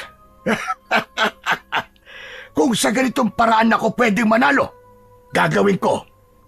Wala nang ibang mahalaga sa akin, kundi ang magtagumpay. Anong halimaw naman niyang ginawa mo, Silva? Nagulat ka ba? Sinabi ko naman sa iyo kanina, hindi mo nakakayanin ang kapangyarihan ko. Humakbang siya paatras at itinaas ang kamay. Sa isang iglap, ang halimaw ay lumapit sa kanya. Lumuhod sa kanyang harapan na parang isang alagang hayop. Ang nilalang na ito, ang tatapos sa iyo, Andres. Wala ka ng kawala! Kaya mo lang sinasandalan ng halimaw mo. Kasi alam mong hindi mo ako kayang harapin ng ikaw lang. Wala na akong pakialam sa mga sinasabi mo. Puro kasatsat. Pero ito tatandaan mo. Ngayong gabi, Andres, magiging kwento ka na lang sa baryo na to. Agad na tumayo si Lolo Andres at ipinagpag ang alikabok na kumapit sa kanyang damit. Pagkaraan ay ngumisi. Wala ka talagang kadala-dala kahit kailan. At sino naman ang nagsabi sa'yo na kayang-kaya akong patayin yan? Marami na ako napatay na mga aswang. At yan pa bang ipagmamalaki mo? Isang orasyon lang yan. Patay na sa akin yan. Tumingala si Lolo Andres. Ipinikit ang kanyang mga mata at sinimulang bigkasin ang isang orasyon. Ang kanyang boses ay umaalingaw-ngaw sa paligid. Tila may bumabang enerhiya mula sa langit. Biglang lumakas ang hangin, umiikot sa paligid nila. Tignan natin ngayon kung sino ang mauuna sa hukay. Itinaas ni Lolo Andres ang kanyang kanang kamay, kasabay ng muling pagbibigkas ng orasyon. Ngunit di pa man niya natatapos ang orasyon, biglang sumugod ang aswang. Sumisirit ang laway mula sa bibig nito habang nakanganga. Mabilis ang kilos ng matanda. Umilag siya at mabilis na iwinasiwas ang kanyang itak. Tumama ito sa balikat ng halimaw pero parang hindi man lang ito nasaktan. Sa halip, napangisi lang ito at inihampas ang napakalaking kamay. Tumama ito sa katawan ni Lolo Andres at tumilapon siya sa lupa. Agad na napatingin ang matanda sa hawak niyang itak. Nasira ang talim nito. Nagkaroon ng lamat. Dinuraan niya lang ang lupa at muling tumayo. Hawak ang kanyang itak. Tumingin siya kay Tandang Silva na noon ay nakangisi lang. Tila nag-e-enjoy sa kanyang paghihirap. Muli siyang umusal ng isang dasal pero pinagtawanan lang siya ni Tandang Silva. Hindi ka pa ba nagtataka kung bakit hindi umi-epekto ang mga dasal mo? Huwag mo na sayangin ang hininga mo dahil wala yang silbi sa alaga ko. Nagtangis ang bagang ni Lolo Andres. Hindi siya makapaniwala. Anong ginawa mo, Silva? Anong klaseng halimaw yan? Natatakot ka na ba sa nilikha ko, Andres? Ito ang aking tungganon. Hindi siya tulad ng ibang aswang. Hindi siya nakakarinig. Hindi siya tinatablan ng kahit na anong orasyon. Dahil hindi naman niya naririnig ang mga dasal mo. Hayop ka! Iba ito! Kailangan kong gumamit ng ibang paraan! Wala siyang oras para mag-isip ng matagal. Biglang kumilos ang dungganon. Isang mabilis na paggalaw na halos hindi niya nakita. Tumalon ito papunta sa kanya. Ang mahahabang kuko'y nakatutok na sa kanyang lalamunan. At sa isang iglap, napilitang gumulong si Lolo Andres sa lupa. Ngunit bahagyang nagasgasan ang kanyang braso sa matatalas na kuko ng halimaw. Ano, Andres? Ano? Handa ka na bang mamatay? Hindi sumagot si Lolo Andres. Dahan-dahan siyang umatras habang pilit na iniisip kung paano tatalunin ang isang aswang na hindi tinatablan ng dasal. Huwag kang masyadong pakampante. Bago mo ko mapatay, alamin mo muna kung kaya mo bang kalabanin ang susunod sa akin. Mabilis na lumapit si Tandang Silva at humawak sa balikat ni Lolo Andres. Napakalamig ng kamay ng matanda. Tila hinigop nito ang kanyang lakas. Naramdaman ng albularyo ang paghina ng kanyang katawan. Ramdam niyang tila kinukuha ng mangkukulam ang kanyang sigla at hininga. Pero hindi siya bumigay. Ang hawak niyang langis, agad niyang isinaboy sa mukha ng kalaban niyang matanda. At sa isang iglap, isang malakas na sigaw ang bumalot sa buong paligid. Biglang lumayo si Tandang Silva. Ang kanyang balat ay nagsimulang masunog. Ang aswang ay mabilis siyang kinagat sa balikat. Naramdaman niya ang matatalim nitong mga pangil na bumaon sa kanyang laman. Nanghina siya at napaluhod sa lupa. Ngunit bago pa siya tuluyang manghina, naramdaman niyang lumayo ang aswang at lumapit kay Tandang Silva na noon ay namimilipit pa rin sa sakit. Agad nitong inilipad ang matandang mangkukulam at habang nasa ere ito, narinig pa ni Lolo Andres ang malakas nitong sigaw. Babalik ako, Andres! Papatayin kita! Wawasakin ko kayong lahat! Sa isang iglap, naglaho si Tandang Silva sa dilim. Habol ang hininga. Tuluyang napahiga si Lolo Andres sa lupa. Ramdam niya ang hapdi ng sugat sa kanyang braso. Kailangan ko nang umuwi. Sa kabila ng sakit sa katawan at sa labis na panghihina, pinilit ng matanda na makatayo. Nanginginig ang kanyang katawan. Nanguha siya ng 2 piraso ng sanga at yun ang ginamit niyang tungkod. Marahan ang kanyang pagakbang pero determinado siyang makauwi. Ilang sandali ang lumipas. Sa wakas, narating na niya ang kanilang bahay. Mabilis siyang kumatok sa pinto. Gabriel! Gabriel po! Pagbuksan mo ko! Maya-maya pa, bumukas ang pinto at bumungad ang apo niyang si Gabriel. Kita ang gulat at takot sa kanyang muka. Lolo Andres! Lolo Andres, ano nangyari sa inyo? Hingal na hingal si Lolo Andres. Tumutulo ang pawis niya at may sugat siya sa balikat. Hindi siya sigurado kung may oras pa siya. Pero sinimulan niyang magbilin sa apo niya. Hinawakan niya sa balikat si Gabriel. Si Silva! Si Silva, Gabriel! Lumikha siya ng isang halimaw. Isang aswang na dungganon. Lo, wag na muna kayo magsalita. Tama na yan. Gamutin na muna natin ang sugat niyo. Gabriel, makinig ka. Wala na tayong oras. Makinig kang mabuti sa sasabihin ko. Lo, anong wala ng oras? Ano ba nangyayari sa inyo? Si Silva, lumikha ng isang halimaw. Isang dungganon. Dungganon? Anong ibig mo sabihin, Lo? Ano ba yun? Mabilis ang paghinga ni Lolo Andres. Ramdam niya ang hapdi ng kanyang sugat, pero mas inaalala niya ang paparating na kapahamakan. Inalalayan ni Gabriel ang kanyang lolo at pinaupo. Hindi ordinaryong aswang ang nilikha niya. Wala itong pandinig. Kaya di tinatablan ng orasyon o ng mga sandatang inorasyonan. Hindi rin ito basta-basta tinatablan ng kapangyarihan ng mga mutya. Malakas ito. Mabilis. At walang awa. Lo, kung hindi tinatablan ng mutya at orasyon, paano natin lalabanan yon? Napalunok si Gabriel. Noon lang niya nakitang takot ang kanyang lolo at puno ng pag-aalala. Lo, sabihin niyo, ano pong gagawin natin? Paano natin matatalo yun? Makinig kang mabuti. Panahon na para ikaw ang magpatuloy sa tungkulin ng ating lahi. Hindi po. Ayoko, Lo. Hindi ko po alam kung paano. Wala po akong alam sa ganun. Teka, nasa na ba ang gamot? Ituro niyo na lang po sa akin kung paano po kita gagamutin. Nararamdaman ko, iyo.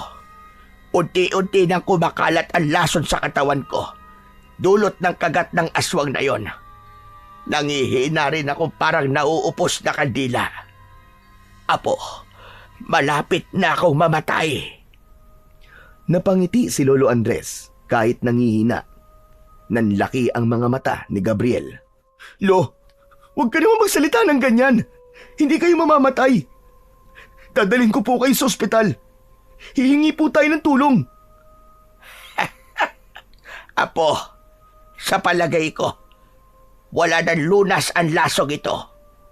Napaluhod si Gabriel sa tabi ng kanyang lolo. Mahigpit na hinawakan ang kamay nito. Hanggang sa napaiyak na si Gabriel.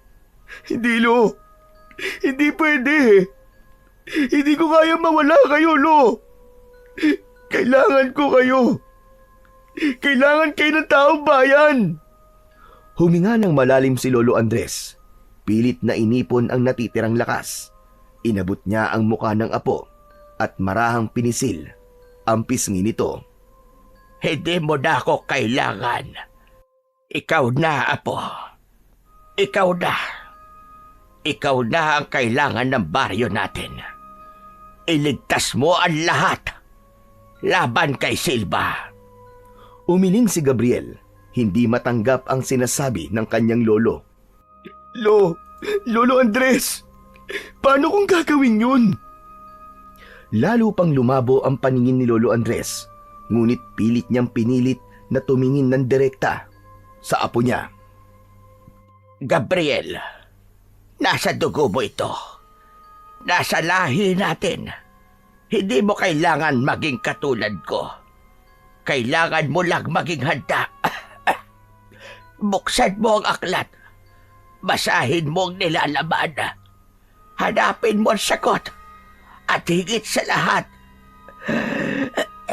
maniwala ka sa sarili mo. Natahimik si Gabriel. Sa labas naman, patuloy ang pag-alulong ng mga aso. Dahan-dahang bumitaw si Lolo Andres sa kamay ng kanyang apo at ipinikit na ang kanyang mga mata. Lolo, wag niyo akong iwan! Lolo! Ilang beses na sinubukang gisingin ni Gabriel ang matanda, pero huli na. Tumigil na ito sa kanyang paghinga. Napaluhod sa sahig ang binata. Hawak ang kamay ng kanyang lolo. Parang biglang huminto ang mundo niya. Ang kaninang alulong ng mga aso, biglang nawala. Para siyang nabingi. Dahan-dahang bumagsak ang kanyang noo sa dibdib ng kanyang lolo, habang nanginginig ang kanyang katawan dahil sa labis na pag-iyak. Lolo, wag naman po! Wag niyo po akong iwan! Lolo! Para siyang bata ulit na biglang hinahanap ang init ng yakap ng kanyang lolo. Yung pang-aasar sa kanya ng matanda at ang palad nitong palaging pumipisil sa kanyang balikat kapag kailangan niya ng mga payo at gabay. Ngunit sa pagkakataong yon, hindi na gumagalaw ang kanyang lolo. Hindi na rin ito tumugon. Huminga siya ng malalim. Pilit na nilalabanan ang bigat at kirot sa kanyang dibdib. Isang matagal na katahimikan ang bumalot sa sala. Hanggang sa maramdaman niyang may malamig na dampi ng hangin sa kanyang batok. Isang pamilyar na pakiramdam. Parang nung bata pa siya kapag pinapalakas siya ng kanyang lolo sa tuwing naduduwag siya. Muli niyang tinignan ang muka ng matanda. Kahit wala ng buhay, naroon pa rin ang bahagyang ngiti nito sa labi. Huminga siya ng malalim. Pilit na inaalis ang takot at panghihina sa kanyang katawan. Ito na yon. wala na siyang ibang pagpipilian. Dahan-dahan niyang binitiwan ang kamay ng kanyang lolo. Tumayo siya at pinahid ang kanyang luha. Ipinikit niya ang kanyang mga mata. Pilit na inaalala ang bawat salitang sinabi ng matanda bago ito pumanaw. Ang aklat. Hindi ko kayo bibiguin, Lolo. Lalaban ako sa abot ng aking makakaya. Ipinapangako ko yan sa harap ng inyong bangkay. Kinabukasan, mabilis na kumalat ang balita tungkol sa pagkamatay ng nag-iisang albularyo sa kanilang baryo. Sa bawat sulok ay naging usap-usapan ito. Sa bukid, sa harap ng mga tindahan at maski sa loob ng simbahan, wala na ang natatangi nilang inaasahang magtatanggol sa kanila. Laban sa kadiliman. Agad na napuno ng mga tao ang bakuran at bahay nila Gabriel. Marami ang nakiramay. Maraming nagdala ng kandila at mga bulaklak. Pinag-usapan nila ang kanilang takot at kawalang pag-asa. Lalo na nang malaman nilang pinatay ng aswang ang matanda. Naisip nila na wala na talaga silang kalaban-laban. Samantala, sa loob ng bahay, tahimik lang na nakaupo si Gabriel sa tabi ng bangkay ng kanyang lolo. Hindi niya pinapansin ang usapan ng mga tao. Biglang may humawak sa kanyang kamay. Nang mag-angat siya ng kanyang paningin, nakita niyang nakatayo sa kanyang harap ang kanyang estudyanteng si Boy. Namumugto ang mata nito at parang takot na takot. Boy, ano nangyari sa'yo? Sino kasama mo nagpunta dito? Hindi agad nakasagot ang bata. Nanginginig siya. Tila nagpipigil na muling umiyak. Teacher, sinalakay kami ng aswang kagabi. Ano? Asa na mga magulang mo? Nasa bahay po. Inaasikaso na sila ng mga taga-barangay. Si nanay at tatay. Patay na po sila, teacher. Kaninang madaling araw po dumating po yung aswang. Hindi ko alam kung paano ako nakatakas. Pero sila, hindi po sila nakalabas ng bahay. Pinatay po sila ng aswang. Napatingin si Gabriel sa kanya. Hindi nakapagsalita. Nanginginig ang bata habang mahigpit na hawak ang kanyang sando. Takot na takot. Sir, pwede po bang sa inyo na lang po ako? Ayoko na po bumalik sa amin. Wala na po akong pamilya. Napabuntong hininga ang binata. Ang sakit ng pagkawala ng kanyang lolo ay hindi pa niya ganap natatanggap. Tapos heto pa ang isang bata na nawalan rin ng mahal sa buhay. Hindi lang isa, nawala ang lahat sa kanya. Parang dinaganan ng mabigat na bagay ang kanyang dibdib. Nilingon niya ang bangkay ng kanyang lolo Andres. Alam niyang kung buhay pa ang matanda, hindi nito papayagang magdusa sa takot at lungkot ang bata. Hinawakan niya ang kamay ni Boy. Huwag kang mag-alala, hindi kita pababayaan. Mula ngayon, dito ka na sa akin. Pagsapit ng hapon, sabay na inilibing ang 3 bangkay na biniktima ng aswang. Si Lolo Andres at ang mga magulang ni Boy. Nang matapos maibaon sa lupa, nagsiuwian na ang mga tao. Naiwan si Gabriel at ang bata. Pareho sila na nakatulala sa bagong tabon na lupa. Hindi makapaniwala na wala na ang mga ito. Parehas nilang hinihiling na sana panaginip lang ang lahat at isang masamang bangungot lang. Pero hindi. Totoo ang pangyayaring yon. Nakayuko ang binata. Yakap ang kanyang sarili. Wala ni isang luha ang pumapatak sa kanyang mga mata. Pumikit siya sandali at hinayaan ang hangin na dumampi sa kanyang muka. Sa oras na yon, alam niyang wala nang atrasan. Kailangan niya nang gawin ang iniwang misyon ng kanyang lolo. Sa kanyang isip, isang pangalan ang paulit-ulit niyang iniisip. Yun ay walang iba, kundi si Tandang Silba. Biglang bumuhos ang malakas na ulan. Doon palang naisipan ng dalawa na umuwi. Pagkarating sa bahay, hindi na nag-aksaya ng oras si Gabriel. Agad niyang hinanap ang aklat ng mga orasyon na laging binabanggit ng kanyang lolo. Mabilis siyang nagtungo sa lumang aparador ng matanda at hinila pababa ang mga nakasalansan nitong gamit. Ang ilang lumang damit ay nagkalat sa sahig, pati na rin ang ilang kahon na puno ng mga alikabok. Nasaan ba yun? Nasaan ba ang aklat na yun? At ano bang itsura noon? Sir, may hinahanap po ba kayo? Oo, boy. Bago mamatay si Lolo, ibinili niyang hanapin ko ang libro ng mga orasyon niya. Ang sabi niya, doon daw makikita yung paraan kung paano mapapatay ang aswang. Tutulungan ko na po kayo maghanap, sir. Nagsimula silang maghalungkat sa mga kahon. Isa-isa nilang binuksan ito ni Boy.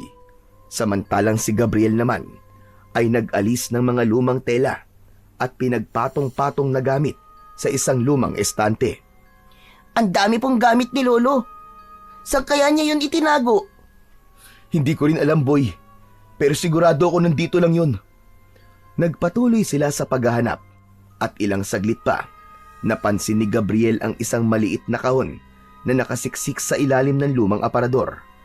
May kakaibang ukit ito sa kahoy at may tila lumang kandado na nakakabit. Boy, ilawan mo nga ito. Agad namang inilawan ni Boy gamit ang kanyang flashlight. Nang mailawan, doon nila mas nakita ang mga kakaibang marka ng kahon. May mga nakaukit na makalumang simbolo. Meron din itong isang bato sa gitna. Kunin mo, Boy, at buksan natin. Sir, sigurado ka bang safe yan? Baka naman may sumpayan. Walang masamang gamit ang lolo ko, Boy. Wala kang dapat na ikatakot. Mas nakakatakot pa nga yung aswang na pumapatay sa mga tao. Opo, tama po kayo. Dahan-dahang hinugot ni Boy ito sa ilalim, pero bigla rin niyang binitiwan. Oh, ba't mo binitiwan? Sir, may kuryente. Saka parang may gumalaw. Ano ka ba? Huwag ka matakot. Sige na nga, ako na nga ang kukuha. Natawa si Gabriel nang makita ang pagtataka sa muka ng kasamang bata. Naalala din kasi niya yung oras na nakuryente ang lolo niya nung tinangka nitong kunin ang mutya mula sa puno. Naisip niyang baka tulad ng mutya ang libro ay namimili din ng taong dapat na magmay-ari nito. Nakuha niya ang kahon nang walang kahirap-hirap. Dahan-dahan niya itong binuksan. Nakuha niya mula sa loob ang isang lumang libro na nababalot ng makapal na alikabok. Ayos! Ito na yun, Boy! Ito na yun! Agad niyang pinagpag ang lumang libro at pinunasan ang alikabok sa pabalat. Doon, unti-unting lumitaw ang mga nakaukit na simbolo, mga kakaibang letra at guhit na hindi nila maintindihan. Sa gitna ng takip, may isang malaking ukit ng araw na may mata sa gitna na parang nakatingin sa kanya mismo. May napansin din siyang maliit na uka sa mismong mata nito. Sir, ang kati sa ilong. Parang ilang dekada nang nakaimbak yung mga alikabok dyan ah. Tama ka, Boy. Matagal na itong tinago ni Lolo eh. Sir, naiintindihan niyo po ba yung mga nakasulat? Hindi. Hindi ko pa alam kung anong gagawin natin dito. Ang labo naman. Paano natin mapapatay ang aswang gamit ang libro na yan? Ah, alam ko na. Siguro ng tao pa yung aswang, sir. Di siya marunong magbasa. Takot siya sa libro. Anin, sir? Tuturuan mo siya magbasa? Pambihira ka naman, Boy. Hindi naman siguro ganun. Ikaw talaga puro kakalokohan. Sige ka, maririnig ka ni Lolo. Mumultuin ka nun. Hala, wag naman po, sir. Takot po ako sa multo. Kaya wag kang maingay. O sige na, bubuksan na natin yung libro. Agad na binuksan niya ang libro, pero dahan-dahan lang dahil may ilang pahina na halos maluray na sa kalumaan. Ang tinta ng ilan ay halos namumuti na rin. Nagkatinginan ang dalawa. Napakamot sa ulo si Boy. Naku, ba't ganyan na nakasulat dyan, sir? Alam mo bang basahin yan? Masyadong makaluma, Boy. At kakaiba ang pagkakasulat nito. Pero sabi ni Lolo, nasa librong ito ang lahat ng sagot sa mga tanong. Nagpatuloy siya sa pagbuklat ng bawat pahina.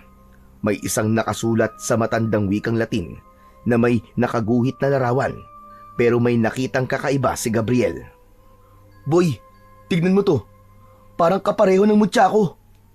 Agad niyang inilabas ang mutya ng buntot ng kidlat na nakuha niya sa bukid at ipinakita yon sa kasama niyang bata. Oo nga no. Ibig sabihin, sir, may koneksyon ng mutya niyo sa aklat.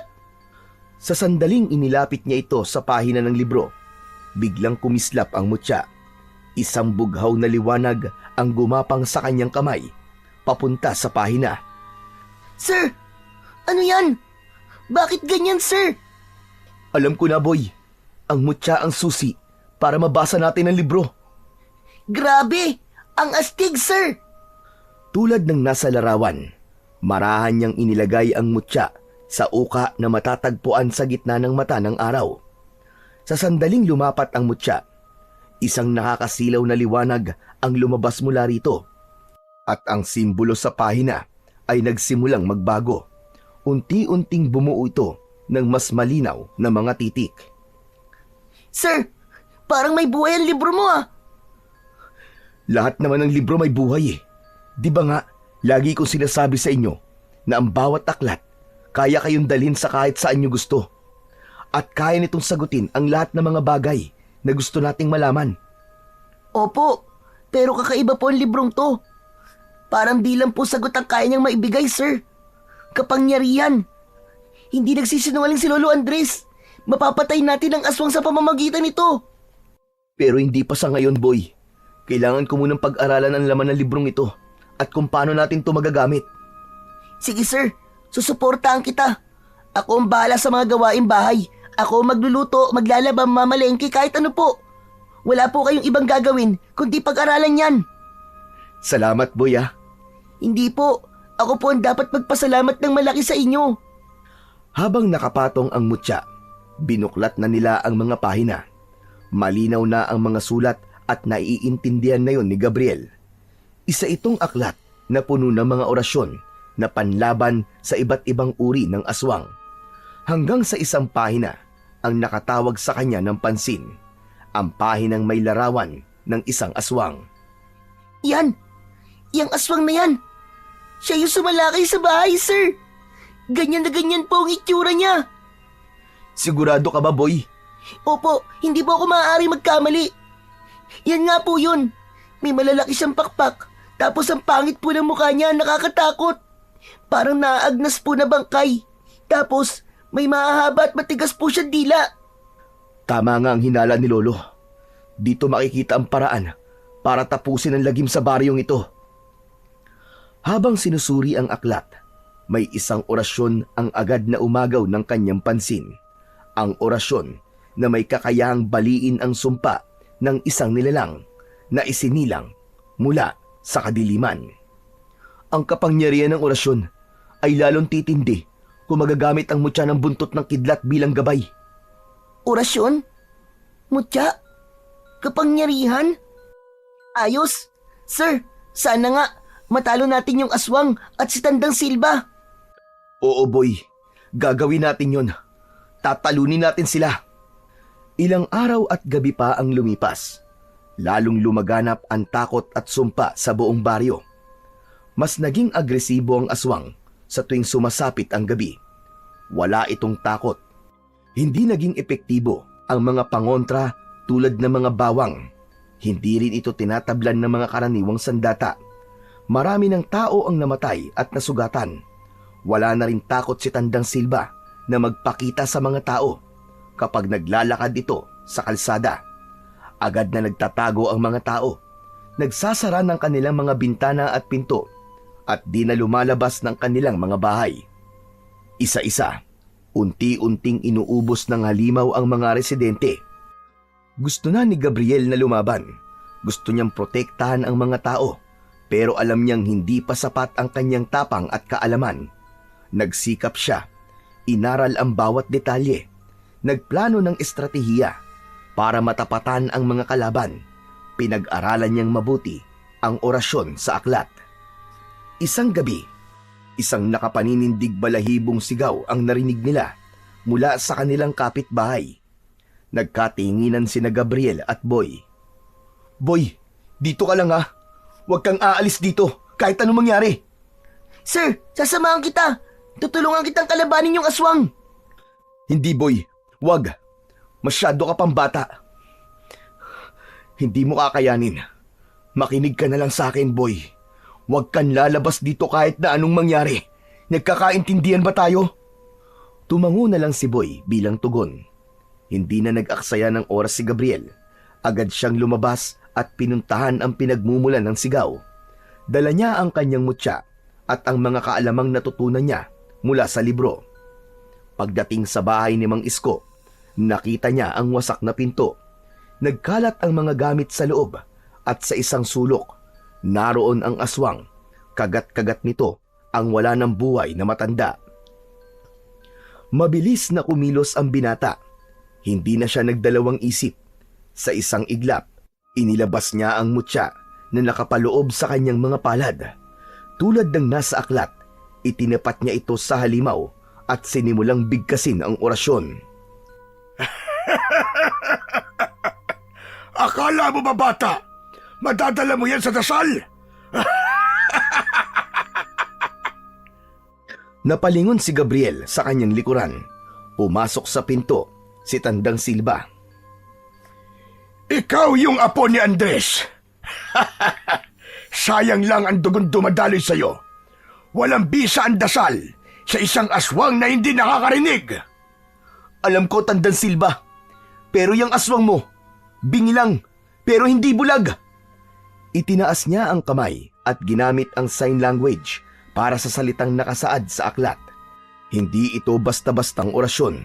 Ito'y isang sinaunang paraan ng pagpapasa ng kapangyarihan gamit ang kilos at galaw ng katawan. Anong kalokohan ito? Anong ginagawa mo? Hindi makapaniwala ang matanda sa kanyang nakita. Sa bawat galaw ng kamay ni Gabriel, hindi lang mga letra ang nabuo. May isang nakakasilaw na guhit ng liwanag din ang unti-unting nagkaroon ng hugis sa hangin. Isang matalim at maliwanag na kidlat. Nagsimulang umatras ang aswang. Naramdaman nito ang malakas na kapangyarihan ng binata. Kahit hindi nito marinig ang dasal, nakita naman niya ang nakakasilaw na liwanag. Hindi! Hindi maaaring mangyari ito! Hindi maaari! Isang malakas na kidlat ang tumama sa mismong bahay ni Mang Isko. Kasunod nito, ang malakas na pagdagundong ng kulog. Tila nagsanib puwersa ang kalikasan at ang liwanag na ginawa ng mutya. Tulad ng sa puno sa bukid, nilamon ng asul na apoy ang aswang. Pero di tulad sa puno na di natupok, ang aswang ay nagsimulang lamunin ng nakakapasong apoy. Isang nakakabinging sigaw ang kanilang narinig. Nangisay ang aswang, unti-unting nangitim at natupok, hanggang wala nang natira kundi abo. Hingal na hingal siya, pero sa kabila ng enerhiyang tila nawala sa kanya, isang ngiti ang lumitaw sa kanyang muka. Ayos! Nagawa ko! Napatay ko ang aswang! Nagtagumpay ako! Sir! Sir, ang galing mo! Ang galing-galing mo talaga! Idol talaga kita, sir! Hala! Boy! Bakit ka nandito? Pero bago pa man makasagot ang bata, isang matigas at magaspang na kamay ang humawak sa kanyang balikat. Akala mo, panalo ka na? Sige, isang maling kilos mo. Papatayin ko ang batang ito! Sir! Sir, tulungan mo ako! Bitiwan mo siya, Tandang Silva! Labanan mo ako ng patas! Huwag kang duwag! Ano sinasabi mong patas? Sa mga katulad ko, walang patas-patas. Isa lang ang importante, ang manalo. Ngayon pumili ka. Isuko mo sarili mong buhay o mamamatay ang batang ito. Natigilan si Gabriel. Hindi niya maisip kung ano ang susunod niyang gagawin. Alam niyang hindi siya pwedeng magpadalos-dalos. Hindi niya hahayaang mapahamak ang batang si Boy. Pero bigla siyang natigilan nang mapansing sumisenyas ang kanyang estudyante. Napatingin siya sa kamay nito. May hawak itong maliit na bote na may lamang langis. Napakunot ang noo niya. Nakilala niya yon. ang bote na huling hawak ng kanyang lolo Andres bago ito namatay. Biglang naging magalaw ang mga mata ng binata. Ano, Gabriel? Handa ka na ba sumuko? Tama ka. Wala nga akong laban sa'yo. Mabuti naman at alam mo. Boy! Ngayon na! Sa isang iglap, kumilos si Boy ng mabilis. Sinamantala nito ang pagiging kampante ng mangkukulam. Ibinuhos nito ang laman ng bote sa paa ng matanda. Ano to? Aray! Aray ko, napapasto ako! Bago pa ito makagalaw, mabilis na nakaalis si Boy mula sa pagkakahawak ni Tandang Silva na noon ay iniinda na ang init at tila pagkapaso ng kanyang mga paa. Ang natitirang likido naman sa bote, agad niyang iwinisik sa muka ng matanda. Hindi ito maaari! Hindi ako matatalo ng isang bata! Sinamantala yon ni Gabriel. Mabilis niyang kinuha ang nakitang itak sa sulok ng bahay ni Mang Isko. Sinugatan niya ang sarili gamit ito at bumulong siya ng isang orasyon. Gamit ito, buong lakas niyang sinaksak ang matanda sa kanyang puso. Nanginig ang buong katawan ng mangkukulam at sumuka na rin ito ng dugo. Tapos na ang kasamaan mo, Tandang Silva! Hindi! Totoo nga ang sinabi ni Andres. Hindi ko kayang labanan ang papalit sa kanya! Umalulong ang mga aso, kasabay ng pagkamatay ng kinatatakutang mangkukulam sa baryo. Sir! Sir, tapos na ba? Patay na ba siya? Oo, Boy. Tapos na. Nagtagumpay tayo. Patay na ang pesteng mangkukulam. Kinabukasan, sa muling pagsikat ng araw sa baryo, natagpuan ng mga tao ang bangkay ni Tandang Silva sa bahay ni Mang Isko. Wala na ang mangkukulam na inakala nilang siya rin ang aswang na gumagala at pumapatay sa kanilang lugar. Masaya silang namatay na ang kinatatakutan nilang matanda.